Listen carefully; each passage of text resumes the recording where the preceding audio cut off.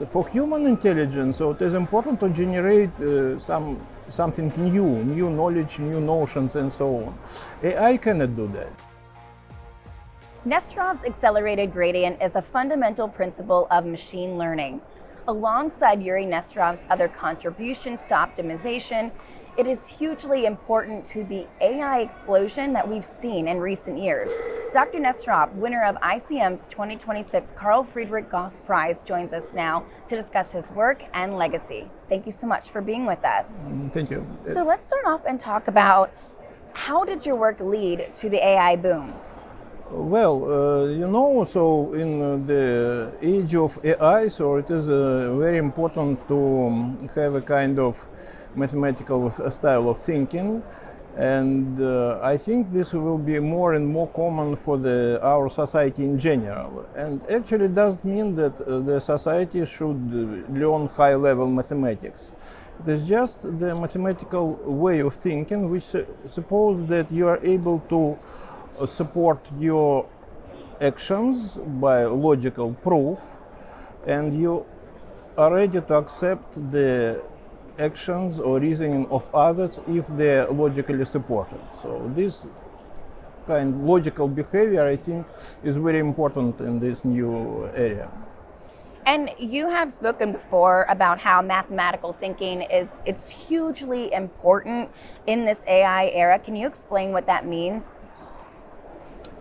So with the distribution of artificial intelligence, so we will use more and more, let me say, the decisions which are generated by the programs. And people should understand so how it was done, how much we can trust the results, because very often, even now, so we see that.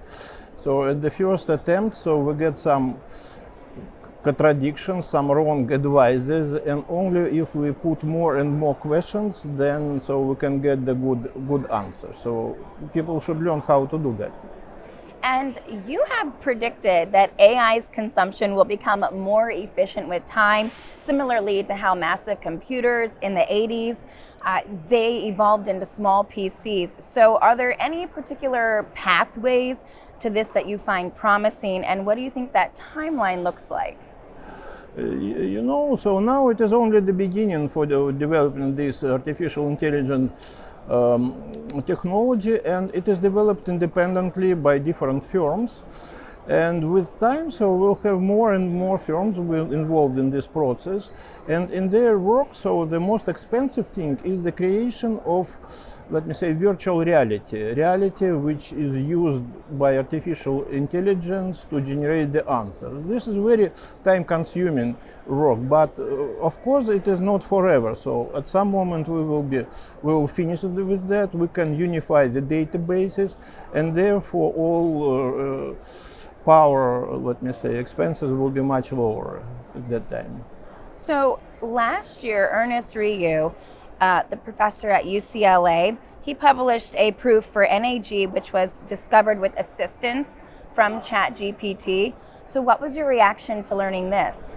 Well, for me it was a very, very good sign, actually, because artificial intelligence, so it is able to find some technical solutions which in somehow already exist in the database.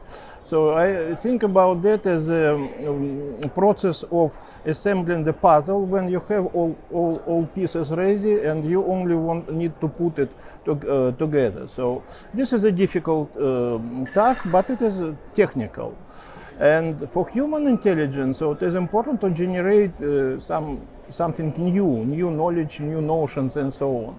AI cannot do that. So therefore now we can have a kind of separation of tasks or work. So the difficult technical problems are solved by AI, and something intelligent by humans. Yeah, and so kind of leading into my next question when you say that, so how have the AI-assisted proofs changed the future of mathematics? I mean, how do you think that's going to continue to evolve? I think in any case, so the help from AI is very useful, because for mathematicians it is important to move forward. And the problems which are not solved during years or decades and so on, they stop the progress.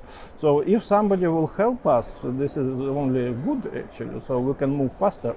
Yeah, it is a good tool. It is such a great assistant, and I found that too. Yeah. So alongside your contributions to optimization, you've made this work accessible for your introductory graduate level courses through your book, Introductory Lectures on Convex Optimization.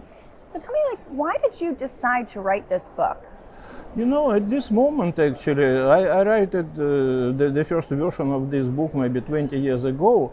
At this moment, so it was not absolutely clear what are the good optimization problems and which are bad. In optimization, there are many problems which are not solvable. And if you don't know how to construct the models properly, with 100% probability you arrive to the problem which is not solvable. Before you construct the model, you need to know the abilities of optimization scheme, how to use them in this model. Only that you can successfully apply optimization. This was the reason for this book. So then can you tell me how are advances in optimization and mathematics at large vital for progress of humanity?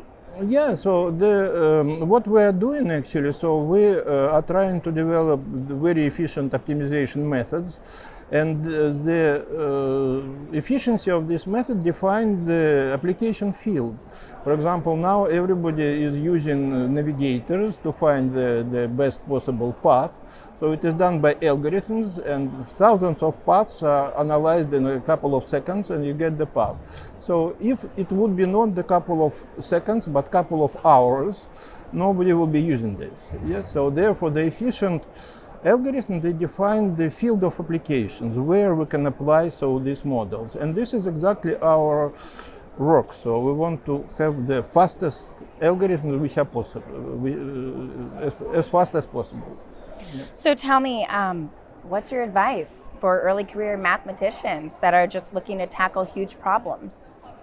You know, so I think now it is a very interesting moment. So exactly because of this birth of artificial intelligence, so we can redo somehow many things in very different sciences.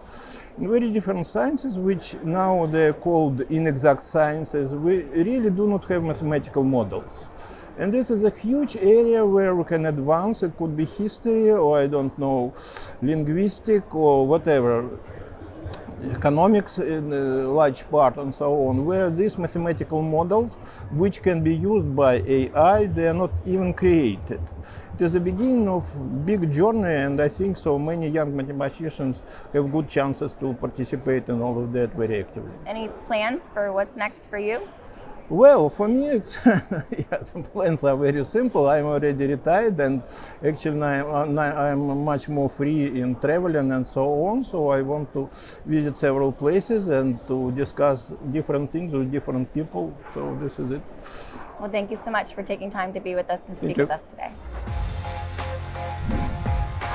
Don't go anywhere. There's way more to see on ICM TV.